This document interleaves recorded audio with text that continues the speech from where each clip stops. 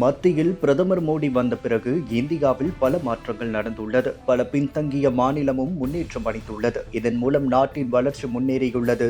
அதன் ஒரு பகுதியாக நிலக்கரி, டீசல் இன்ஜின்களுக்கு மாற்றாகவும் கார்பன் உமிழ்வை கட்டுப்படுத்தும் நோக்கில் ஹைட்ரஜன் ரயில்களை இயக்க ரயில்வே வாரியம் ஒப்புதல் அளித்துள்ளது. இதைத் தொடர்ந்து தமிழகத்தின் சென்னை பெரம்பூரில் உள்ள ஐசிஎஃப் தொழிற்சாலைகள் 118 கோடி ரூபாய் செலவில் அதிநவீன ஹைட்ரஜன் ரயில் உள்நாட்டிலேயே உருவாக்கப்பட்டுள்ளது. கடந்த ஆண்டு ஆகஸ்டில் இந்த ரயில் ரயில்வே வாரியத்திடம் ஒப்படைக்கப்பட்டது. இந்நிலையில் ஹைட்ரஜனில் இயங்கும் முதலாவது ரயில் போக்குவரத்தை ஹரியானா மாநிலம் ஜிந்த் நகரில் பிரதமர் மோடி துவக்கி வைத்தார். 10 பெட்டிகளுடன் அமைக்கப்பட்டுள்ள ஹைட்ரஜன் ரயில் மணிக்கு 75 கிலோமீட்டர் வேகத்தில் செல்லும் திறன் கொண்டது. இந்தியாவில் முதன்முறையாக தற்போது இயங்கப்படுகிறது. இதெல்லாம் சாத்தியமானது பிரதமர் மோடியின் ஆட்சியின் கீழ் மட்டுமே சாத்தியமானது. இதன் மூலம் ஜெர்மனி, சீனா, ஜப்பான் போன்ற நாடுகளுக்கு அடுத்தபடியாக ஹைட்ரஜன் ரயிலை இயக்கும் நாடுகளின் பட்டியலில் நம் நாடும் இணைந்துள்ளது.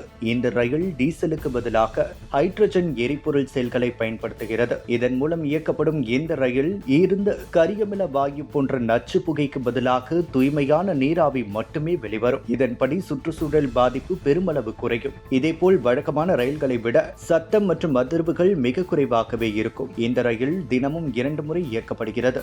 ஏழை நடுத்தர மக்கள் பயன்பெறும் வகையில் இதன் பயண கட்டணம் மிக குறைவாக 5 ரூபாய் முதல் அதிகபட்சமாக 25 ரூபாய் வரை மட்டுமே நிர்ணயம் செய்யப்பட்டுள்ளது. உலக நாடுகளுக்கு நிகராக இந்தியாவை கட்டமைக்க வேண்டும் என்ற முயற்சிகள் இந்திய பாஜக அரசு செயல்படுகிறது என்பது இதன் மூலம் தெளிவாகிறது. தமிழகத்துக்கு பெருமை சேர்க்கும் விதமாக இந்த வரலாற்று சிறப்புமிக்க முதல் ஹைட்ரஜன் ரயில் சென்னை பெரம்பூரில் உள்ள ஒருங்கிணைந்த ரயில் பெட்டி தொழிற்சாலைகள் முழு மையமாக வடிவமைக்கப்பட்டு தயாரிக்கப்பட்டது குறிப்பிடத்தக்கது.